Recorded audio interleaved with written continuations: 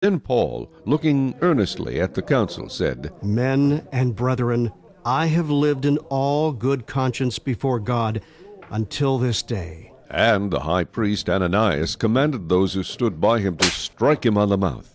Then Paul said to him, God will strike you, you whitewashed wall, for you sit to judge me according to the law.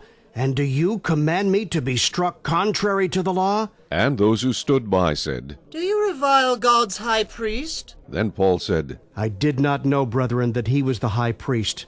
For it is written, You shall not speak evil of a ruler of your people. But when Paul perceived that one part were Sadducees and the other Pharisees, he cried out in the council, Men and brethren, I am a Pharisee, the son of a Pharisee. Concerning the hope and resurrection of the dead, I am being judged. And when he had said this, a dissension arose between the Pharisees and the Sadducees, and the assembly was divided. For Sadducees say that there is no resurrection, and no angel or spirit. But the Pharisees confess both. Then there arose a loud outcry, and the scribes of the Pharisees' party arose and protested, saying, We find no evil in this man. But if a spirit or an angel has spoken to him, let us not fight against God. Now when there arose a great dissension, the commander, fearing lest Paul might be pulled to pieces by them, commanded the soldiers to go down and take him by force from among them, and bring him into the barracks. But the following night the Lord stood by him and said, Be of good cheer, Paul, for as you have testified for me in Jerusalem, so you must also bear witness at Rome. And when it was day, some of the Jews banded together and bound themselves under an oath, saying that they would neither eat nor drink till they had killed Paul. Now there were more than 40 who had formed this conspiracy. They came to the chief priests and elders and said, We have bound ourselves under a great oath that we will eat nothing until we have killed Paul. Now you, therefore, together with the council, suggest to the commander that he be brought down to you tomorrow, as though you were going to make further inquiries concerning him. But we are ready to kill him before he comes near. So when Paul's sister's son heard of their ambush, he went and entered the barracks and told Paul.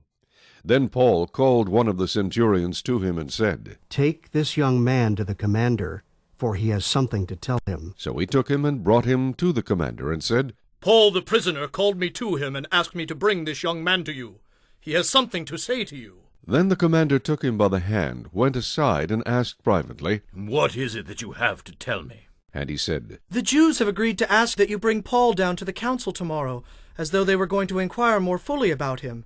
But do not yield to them, for more than 40 of them lie in wait for him, men who have bound themselves by an oath that they will neither eat nor drink till they have killed him. And now they are ready, waiting for the promise from you. So the commander let the young man depart, and commanded him, Tell no one that you have revealed these things to me. And he called for 2 centurions, saying, Prepare 200 soldiers, 70 horsemen, and 200 spearmen to go to Caesarea at the 3rd hour of the night, and provide mounts to set Paul on, and bring him safely to Felix the governor. He wrote a letter in the following manner. Claudius Lysias, to the most excellent governor Felix, greetings. This man was seized by the Jews and was about to be killed by them. Coming with the troops, I rescued him, having learned that he was a Roman. And when I wanted to know the reason they accused him, I brought him before their council. I found out that he was accused concerning questions of their law, but had nothing charged against him deserving of death or chains. And when it was told me that the Jews lay in wait for the man, I sent him immediately to you, and also commanded his accusers to state before you the charges against him. Farewell. Then the soldiers, as they were commanded, took Paul and brought him by night to Antipatris. The next day they left the horsemen to go on with him, and returned to the barracks. When they came to Caesarea, and had delivered the letter to the governor, they also presented Paul to him. And when the governor had read it, he asked what province he was from. And when he understood that he was from Cilicia, he said, I will hear you when your accusers also have come. And he commanded him to be kept in Herod's praetorium. Chapter 24.